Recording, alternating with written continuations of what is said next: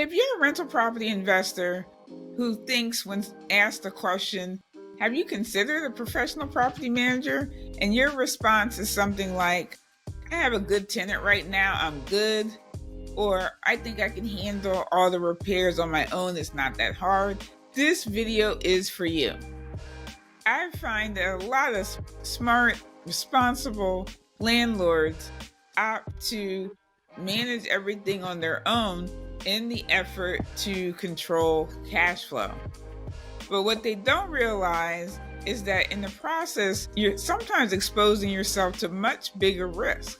And those risks block you from ultimately scaling your rental property business. So in this video, I'm going to cover 5 property management process mistakes that I see all the time with self-managing landlords. And by kind of avoiding some of these pitfalls, you're less likely to have more tenant headaches, costly repairs, legal challenges, and at the end of the day, you can build a system that will allow you to build that rental property portfolio that you can enjoy, which was the whole reason why you got into real estate investing. So let's get started. I'm Veronica Woods, and welcome back to the Real Estate Wisdom channel, where we share tips about how to build and grow a profitable rental property portfolio, especially here in Philadelphia and suburban Delaware County. Sometimes we share tips about the market. Sometimes we just share practical tips about just how to expand your cash flow year over year as you continue your real estate investing journey. And I always like to remind people, because sometimes new people who join the channel, they look at me like, oh, maybe she's just an investor. I am a real estate investor, but I'm also part of the A team for my clients. So I help my clients build that profitable portfolio as a real estate broker and also a property manager here in the Philadelphia area.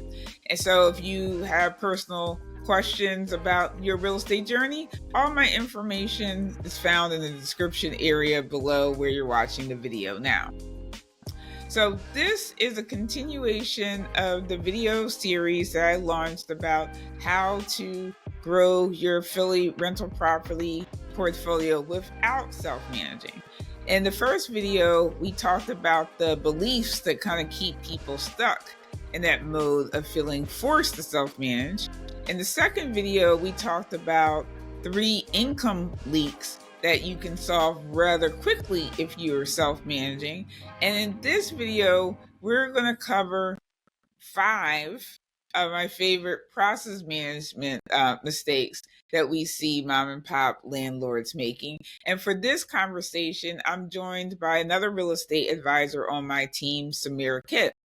So with that, we'll jump into that conversation. When we talk to potential property management clients during a rental income strategy session, a lot of times what comes up for them are like the pain points of doing things themselves. And they have questions about, will our process as a professional property manager be the same or better than what they can do on their own? And they worry about all the risk of, managing tenants and all that kind of stuff. And so I know we came up with this list of some of the 5 common mistakes that we've heard from newbies all the way up to seasoned investors, I would have to say. Wouldn't you? Yeah, I can agree to that 100%. And it's not that any of these mistakes that we're going to go over, they're not like this is just a dumb thing to do. It's just because if you're not doing the things day in, day out, over and over, you just don't have enough repetition and you haven't seen kind of the breaks in the process and what makes success. So we're going to just go over our top 5 in no certain order mistakes on the process point of view that we see a lot of self-managing landlords making before they come to us. So the first mistake that we came up with is mispricing the rent without real market data. And I know Samira is a leasing manager. You have a lot to say about that, so I'll let you chime in first on that one. Yes, thank you. So what I can say is when it comes to landlords and them pricing their rentals, sometimes they do operate, in a very unrealistic mindset without getting the market value. Some things you want to keep in mind when you are going to, price your rental for listing and marketing and getting that next tenant is your neighborhood. That is something key that you want to take in consideration. For those that are familiar with Philadelphia, the same price of a home that you would get in Center City is not the same price you'll get in different parts of Philadelphia, like Cobbs Creek or West Philly. So definitely something you want to keep in mind. Also, mispricing of comparing maybe your house to another house that is could be more renovated than yours. So just because that landlord got $2,100 with all of their works, and you have half of the amenities, you expecting to get $2,100 is not realistic for that property. And these are things you want to keep in mind because it also leads into, the type of tenants that you get, the days on market, because that could lead to, people find attractiveness to it, thinking, the competition. I can get 2,100 for, or pay 2,100 for a home with all of these amenities and then pay 2,100 for a different property. So mispricing could be a huge mistake for landlords in the, common area for self managers that don't do the research properly. Yeah, and I think the key word is researching data. So it's not kind of like what your friend that is a landlord is getting or what you heard your neighbor down the street is getting. We're pulling data from multiple sources when we're talking those intro meetings that we're talking about, the strategy session, and we're pulling real data and we're seeing how a price point may pan out in terms of days on market, because that's also really important. So did they hold out for the 2100 but it took them 120 days, or did they price right and it moved in the average for the neighborhood of 30 days or less, and what your expectations should be about how quickly you'll find a tenant based on how you price. So that kind of goes into the whole leasing strategy or marketing strategy in terms of, are you pricing realistic or are you trying to push and then just say I'll wait and see what it takes? That all really goes into the days on market. So that was a good one. So the second mistake that we want to go over is weak or inconsistent tenant screening. So Samira, I know you have a lot to say with this one. Yeah, I mean, a consistent process when screening tenants is very important for you as a self manager. Not only do you want to make sure you're not missing any steps of your screening process, it does help you stay organized when you are receiving multiple applications at once. It is very important, and I repeat, very important to verify the information that is being put on the paper. I hate to say it, but sometimes people do fabricate the truth or stretch the truth, and who you thought you was going to get is not who you get once they move into the property. By not being consistent, you don't have the full story of the tenant. You never know, just, overall, though, I think having a consistent process is not only important for you, but just to make sure you're getting the right person in the home. There's been a lot of times where you don't have the right process and the person you put into your home isn't taking care of the property as good as you would or as if it's their home. They'll treat it like another rental. By you skipping a step, you could have missed that step of, kind of calling that out, whether it's calling references, verifying employment, whatever your process is, that is the best way to make sure that you are weaning out the weak tenants and bringing in those strong ones.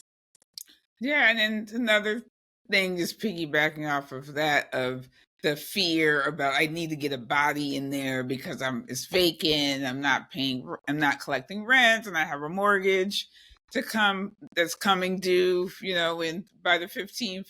And when you skip steps just from desperation, just to have someone in there, we've seen that it can go left very quickly because you don't really know that person. You may be going off of one data point and you're skipping the other 6 steps just for a sense of urgency to get someone in that you hope can pay the rent on a monthly basis. And once you turn over the keys to someone, it's really hard to get them out. So we always say, or something my dad always said is, be slow to give the keys, and then then you could be quick on the outside to get rid of them if they're bad. But that Slow to give the keys means that you're going to go through a consistent review process, even if there's Section 8.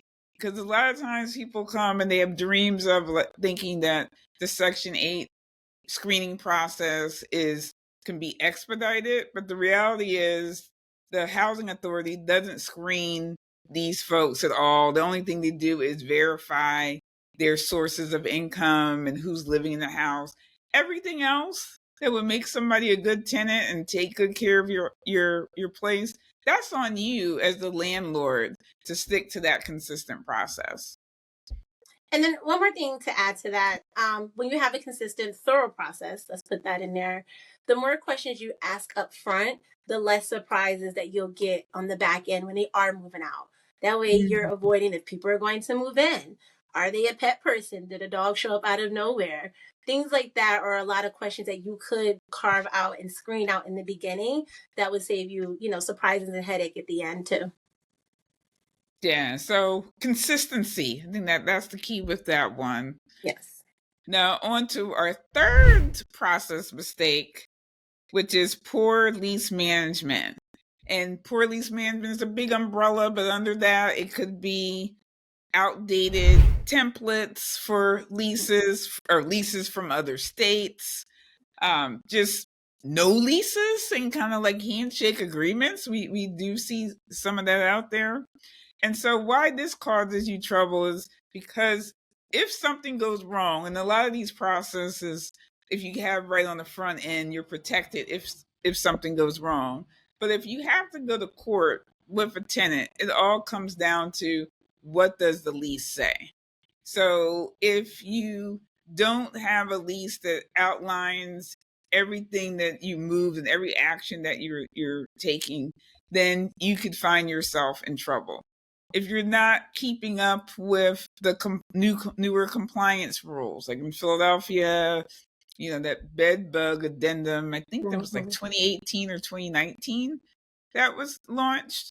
So if you've had a tenant in there longer and they never signed that agreement, you would be out of compliance.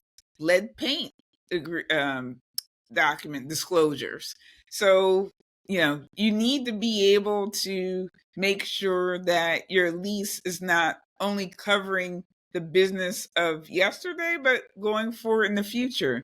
We routinely add lease terms each year on renewals as we see things going on with our portfolio. If we see common issues that may spring up, like, hey, maybe we need to add this to all of our tenants' leases. And so if you don't have a process of constantly reviewing, okay, what's in my lease and what should I add? Because all leases go stale. So it's like you said, it's not a matter of you picked the wrong template 5 years ago. It's just that, is that template really protecting your rental property business today? Definitely can agree to that. And just to kind of piggyback off of that, by you not having the right template can leave you open to be vulnerable when it comes to these tenants. Like, not saying all tenants are bad, but if you do get a bad tenant, like, they are going to use that against you. I have seen other landlords get caught because their lease doesn't specify the rules that they intended for that tenant to follow. It could be something as small as like the renewal after 1 year, like what's the next steps. I can speak that in the traditional Pennsylvania lease, it spells that out. Does your lease have that? And if it doesn't, are you prepared to, like Veronica mentioned, update your lease to have that language? Little things like that can make you vulnerable, and when going to court can leave you in a very vulnerable place. Now, I just thought one other thing. So the reverse is also true. You could have language in your lease that you can't support. You have no process to check if it's true or not. And that also comes from when you borrowing a friend, a fellow investor's lease in another state where, they may have different landlord tenant laws. And so they have a clause in the lease about, monitoring certain activity that will require someone to check the property once a month. And the reality, you're not going once a month. You might be going once a year, or twice a year. So how can you possibly police that? And so we also have conversations up front with new owners about we're very conscious of putting terms in our contracts that we would have a process in place to support it or stand behind it. And if we don't have a process to make sure something happens, it's not worth putting in the lease to add confusion. So it's a lot about leases and contracts. So you also may need a good attorney, but that's probably a source of another video. Then the fourth mistake is sloppy tenant communications and systems in order to track that communication. So I'll let you talk about that first. Yeah, I mean, guys, I hate to say it, for those self managers, it definitely pays and goes a long way if you invest in some sort of like communication process or portal. I hate to say it, but text messages is not, it's not substantial. It's not good. It can be reread, or it could be very ambiguous to what the conversation was overall. It's very hard to follow, and it's just not best when it comes to even conducting business. How would you feel if your doctor sent you a text message? Like, it just doesn't. You want to think of tenant communications the same way. Some of the best forms in the meantime is email. Email, it's very, is a better version or a better option other than text message. Obviously, even after a phone call, you want to send a follow-up email. Everything you do when it comes to tenant communications, you want it in writing of some form. Again, highly, highly do not recommend text messages. Definitely email. But in the email, just kind of make sure we're spelling everything out and just making sure that you kind of reiterate the conversation that you guys had. I do recommend that. And then also just making sure that it's, I want to say consistent. So like on one work order, if you guys are working with a tenant and you guys have a email communication going, just keep that. It goes back to that word consistency, keeping that across the board. And by you not keeping tenants in the loop on maybe something that's happening, or even just keeping a paper trail of what's taking place, again, it can put you in a very vulnerable spot.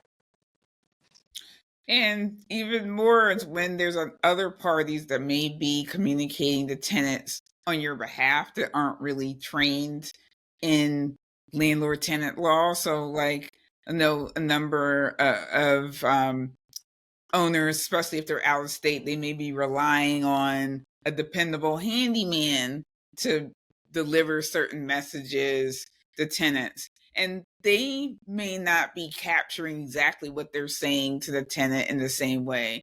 But if you go to court, you are going to be responsible for what handyman Bob did or did not say to them, and what's documented. So in particular decisions, because I think there's a lot of, like, oh, I told them I was coming at 2 p.m. But you want to make sure that you're also documenting the decisions that you're making with tenants, not just these oral conversations, but something that if you had to go to court, you can kind of print out and share, with the judge about what exactly was said and the timeline. That's also important, having your timeline together. So not to scare folks, but it's kind of like if everything goes well, and then you're like, oh, I've never had an issue, so it didn't matter. They understood what I was saying when I sent them that text message. But when things go wrong, and we've seen enough and jumped into situations and cleaned up situations where things go wrong, then it comes down to what you can document that you said and that you did. And then also too, just to kind of insert there, and even for our stellar tenants, the people we love, they really thrive and appreciate, that communication piece. They really thrive to being able to have a touch point of going back to a previous conversation and have a clear understanding of what was said. Not, nothing negative, but just to kind of refresh their memory maybe on when the person would come in, who was coming, and what time they're gonna get there. Qualified tenants also look for constant and very clean communication as well. So keep that in mind too. If you're looking for a qualified tenant, they're going to expect, clean services such as communication. That's a good point. And then the savvy tenant is going to know that they're documenting their audit trail on their end. It's like, so per my last email on such and such a date, and then if you're like shuffling through your phone with screenshots and you don't really have it all together, you could be very vulnerable. So going to our last mistake, not necessarily the worst, but like I said, no certain order, is we're shifting gears a little bit to the maintenance side in terms of picking the cheapest contractor for repairs all the time. So I know that, as a budget conscious landlord, you're really thinking about like who is the most cost effective person to do the job, and that does make sense. But you have to kind of weigh, whether you need to get, a highly skilled person in to assess the situation, or a basic handyman, is enough. And because sometimes you could leave yourself open to more expensive repairs down the line, especially we find when you first buy your property and you make shortcuts on the rehab, and you thinking like, oh, I did the minimum possible to get a tenant in there, and then a year in, all hell breaks out, and the tenant is wondering like, oh, the shiny, backsplash is like a mirage of, mistakes that this owner made, and what kind of place am I living? So so we don't want to be always kind of like penny wise and pound foolish, or whatever the expression is. You want to make sure you're selecting the right contractor for the job. And sometimes that might be the lowest price one. Sometimes it's not. That's how I would sum it up. What would you add to that, Samira? Yeah, no, Veronica definitely brought up a good point of the wear and tear too. When you are choosing a contractor that, is a little bit on the lower side, oh, this is a good price. The wear and tear of the tenants, like unfortunately, Mm. tenants can be rough. And when you are paying that contractor, they're not always getting like the best quality item. For example, something as small as a mailbox, like they'll install your mailbox because they kept the price low. They're getting a mailbox that probably only lasts a year when you can pay a little bit more and get more use out of a more qualified or more quality mailbox that, can go over through a few tenants, like something like that to keep in mind.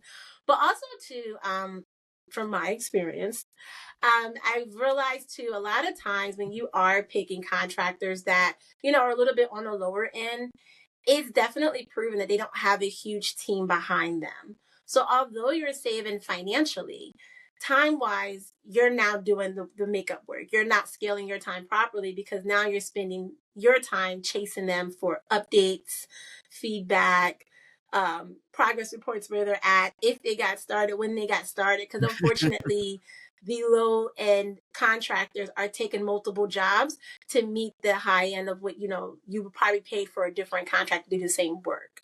So those are some things you do want to keep in mind when making those decisions. It's not only what Veronica mentioned, but also your time. Like sometimes paying the extra somebody with a team and an admin is definitely worth it versus paying someone a lower end and now you're chasing them to get some sort of feedback update and all that good stuff. But the last thing I want to highlight too is even when it comes to maybe a major repair and you are choosing someone that is on the lower end, keep in mind or even check if they are licensed and insured. And the reason why I say that is because maybe they did the work and for the first 90 days, everything's great.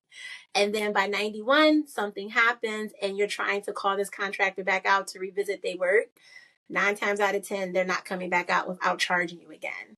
Where if you did pay the premium price, they have that insurance and all of that. So want to come back out, want to fix their work, and it's not costing you double charge to do the same job.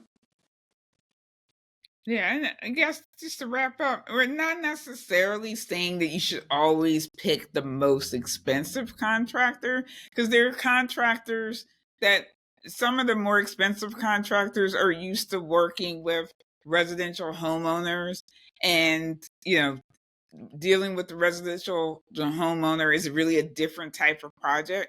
So you also kind of want to get the contractor that's used to working with investors. In that case, they could also guide you about the best materials to use that might be more sturdier to tough tenant families that have pets and that kind of stuff. And so, but you're paying for that kind of expertise to have things kind of to last longer. So again, the point is not always to pick the cheapest, and that your time, one other, story that's like in my mind of, even a rookie mistake I made years ago of picking a contractor where he didn't have a car. He took the bus to my office. I took him to the hardware store, dropped him off at the house, like that, and for a couple of days. And so you think about, like, if you really want to scale a profitable rental property business, and that's part of the pain point of usually it comes to self-managing, like you're trying to scale and you have another job, doing that with the cheapest guy just doesn't make financial sense in the big scheme of things. So no, that's a lot with mistakes. Anything you would say to wrap up, and just in terms of themes that kind of go across some of these pain points that you see for self-managing landlords, do you have?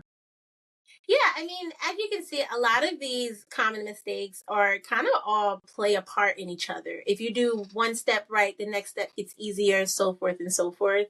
But just keep in mind, though, and kind of circling back to the more consistent you are, the better process you have built out. And then just being mindful of the decision making, I think would definitely make you very successful in your property management career. And again, the idea is not for us to scare you because we don't want that, but for us to help you evaluate when it's time to scale your time. If we're being real, and I think I can with you, a lot of these process mistakes that we just spoke about really have to do with the fear of financial risk, the fear of having a vacancy that goes on longer than you had planned for, the fear of choosing the wrong tenant, the fear of paying too much for repairs than you had to, and ultimately the fear of hiring help to help you manage these processes because you're not sure if they'll be worth it. But here's the thing, holding on to these fears can be helping you bleed cash flow month over month, year over year. And personally, I've seen it all too common, before people give me a call. And, a lot of times I hear stories around keeping bad tenants that they know are bad tenants because it's the devil they know. Or the fear of asking a tenant that's paying below market rate to even do a modest price increase because they don't want to rock the boat. So when I sit down with landlords in my rental income strategy session, we can get honest about whether the management practices that they're employing is actually hurting their business, not preserving that cash flow that they set out to do. And in the next video that's appearing on the screen now, I'll walk through a case study of how we helped a landlord, identify where they could improve their operations so that they could scale the business that they want. So keep watching. And as always, thanks for tuning in to another Real Estate Wisdom channel. Happy investing.